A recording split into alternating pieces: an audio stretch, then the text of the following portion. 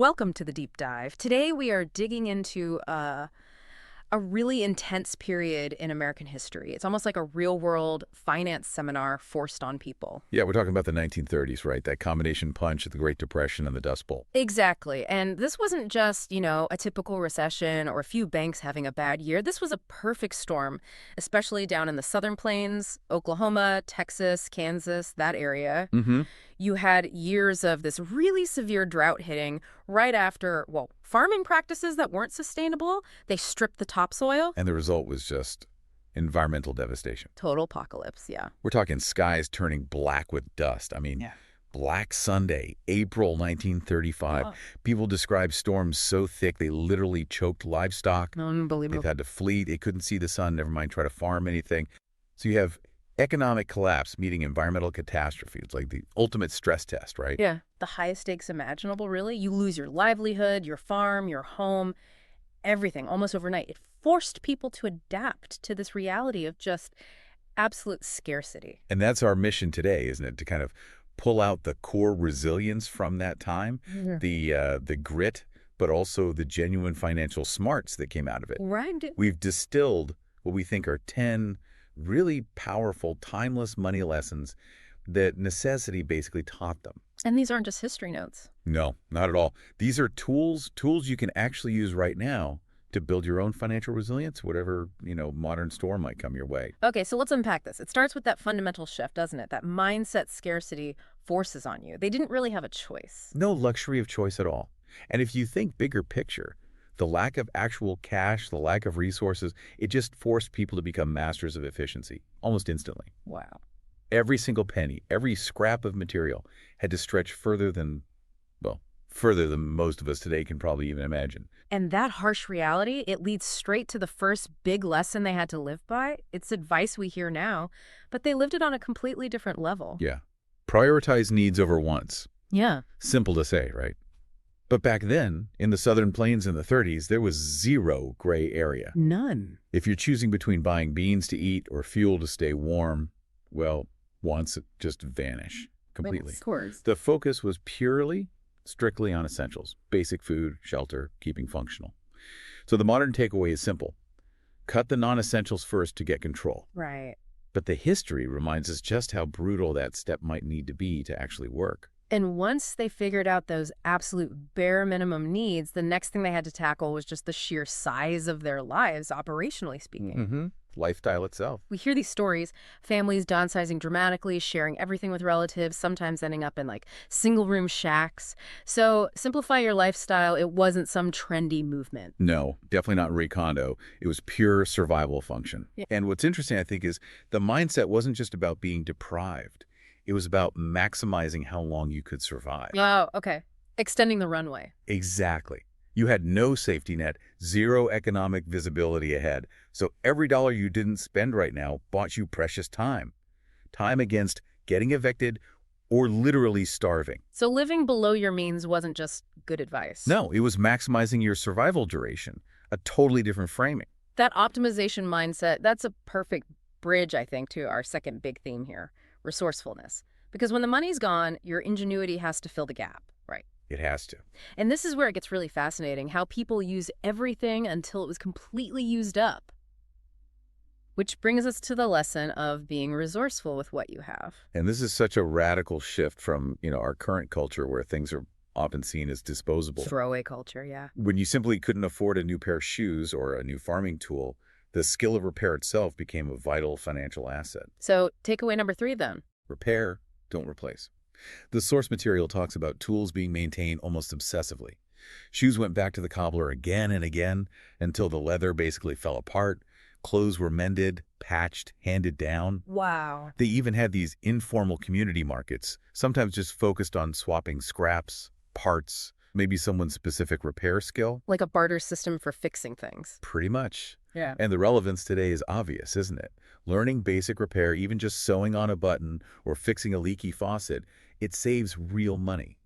And it gives you this sense of self-sufficiency. And they didn't just fix things back to how they were, did they? They totally transformed them. I love those examples of creative repurposing. It shows such, dignity and creativity even when things were desperate. Definitely. So that's number 4, repurpose creatively. Those feed sack dresses are the classic example, aren't they? They really are. Flour sacks weren't just garbage, they became clothing. Sometimes the manufacturers even started printing patterns on them knowing they'd be used for dresses. That's amazing foresight, yeah. And tin cans became cups or storage containers or maybe toys for kids.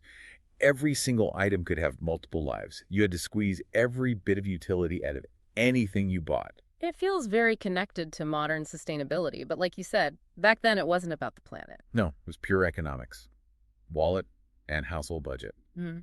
It does make you wonder, though, did wearing a feed sack dress feel shameful? Or was it maybe a point of pride? Like, look how resourceful I am. That's a great question. From the stories, it seems like once everyone was doing it, it became more of a symbol of shared endurance, like proof you were smart enough to make do. It definitely wasn't about being fashionable or frivolous. Right, and that kind of ruthlessness, that optimization they applied to physical goods, it moves us nicely into how they handled money itself, or what little they had. Okay. So the third big theme is about the extreme intentionality they brought to spending. Budgeting wasn't just a good idea, it was non-negotiable. Lesson the 3, make every dollar count. Which required a level of diligence that sounds almost obsessive to us now. You didn't just check your bank balance online. You knew where every single cent went. Mm-hmm. So number 5 is tracking every expense, like down to the penny. The sources mention people keeping little notebooks, literally tracking coins. Because when a loaf of bread costs 5 cents, that nickel is huge. Right. And this was also crucial because people just didn't trust banks after all the failures early in the Depression. Good point. You had to track your cash yourself. Yeah. Partly because the institution holding it might just disappear. So knowing where your money goes today gives you power, peace of mind maybe, but back then it was even more fundamental. And that tracking was paired with this really intense self-questioning before anything was bought. Which leads to number 6. Spend with purpose. Yeah. Yeah. Every purchase had to serve a real, immediate, vital function. Spending on anything frivolous wasn't just wasteful. It could feel like a moral failing, or worse, directly impact your survival. So the guiding question they lived by, the one we should probably ask ourselves more often before we, tap that card. Is this absolutely necessary for me to function? Or is it just a comfort, a want? Mm-hmm. Brutal honesty required. That level of individual discipline, the tracking, the purpose, Yeah. it's impressive. But was it always enough? I mean, surely that kind of relentless self-reliance must have failed sometimes, especially with disasters this big. Oh, absolutely. And that's the critical point. Individual discipline, while necessary, often wasn't sufficient. They needed the group. The collective. People survived because they were part of resilient networks.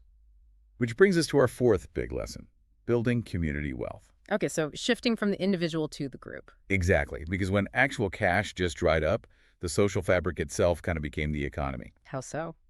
Well, takeaway number 7, barter and share skills. This was the lifeblood in rural areas, and often in cities too. Right. If you had extra milk from your cow, maybe you traded it for eggs from your neighbor. Or maybe you traded milk for someone helping fix your leaking roof. Skills for goods, goods for skills. Precisely. If you were good at carpentry, you traded that service for food, maybe help with rent. It was like this localized, non-cash economy. Built entirely out of need. It sounds, in a way, much more supportive than maybe the modern gig economy sometimes feels, where everyone's kind of working alone for cash. It could be. Which leads to number 8. Lean on your community. Neighbors genuinely helped each other survive, partly because survival was mutual. If your neighbor starved, that hurt the whole community fabric. So what did that look like, practically? Sharing expensive tools, maybe? Things one family couldn't afford alone, splitting bulk purchases, getting together to buy coal or grain cheaper, carpooling to save precious gasoline. Little cooperatives, almost. Yeah, all these things ease the shared financial burden. And crucially, they build connections, relationships that were arguably stronger, more resilient than any single person's bank account. You just cannot weather that level of hardship alone. A powerful reminder. And that brings us, finally, to the hardest lesson, maybe. The one about the inherent uncertainty of life itself. They learned the really hard way that even if you budget perfectly, live simply, share resources, external forces, huge forces like the weather or the economy or disease can still just wipe you out. So lesson 5 is about facing that randomness. It is. Prepare for uncertainty. Okay. And this gives us probably the most crucial insight for modern times. Build a disaster buffer. Number 9, Dust Bowl families learn disaster can hit any time, no warning. The emergency fund, basically. Kind of, but with a twist.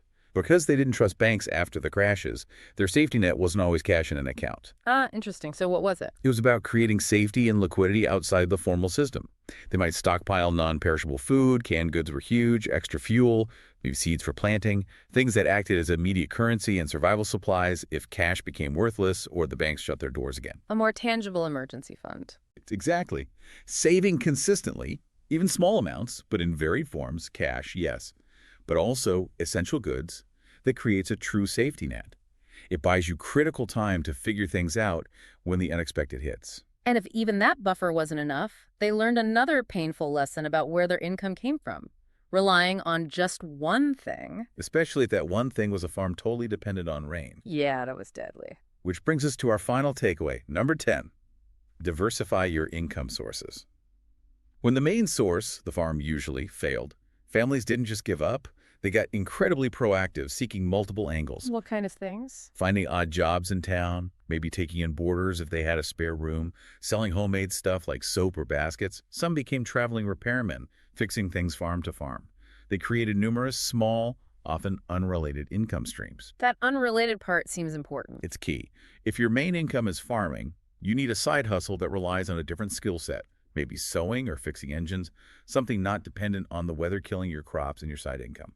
That feels incredibly relevant today with the gig economy and side hustles being so common. Totally. Multiple income streams protect you against being overly reliant on one sector, one employer, one skill. That diversification is stability in our modern world, arguably. So, looking back at it all, the historical truth is, well, the Depression and the Dust Bowl showed this extraordinary strength, this creativity, this deep resilience in everyday people. And these 10 lessons we've talked about, they aren't just historical footnotes. They feel like really concrete, practical tools for anyone trying to weather financial storms today, whatever is causing them. Precisely. And I think it reframes frugality. Seeing through what they went through, frugality isn't about deprivation, is it?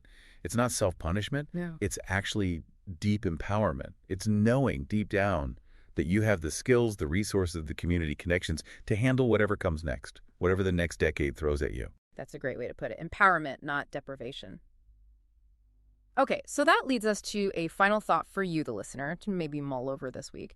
We talked about how the greatest resilience often came from families having multiple, totally unrelated income streams when their main one failed. Right, that diversification point. So the question is, what's one non-traditional skill or service that you could cultivate right now, something you might even enjoy that could serve as a backup? A real backup if your primary income source, your main job or business, suddenly just vanished. Something the economy or the environment couldn't easily take away from you? Worth thinking about.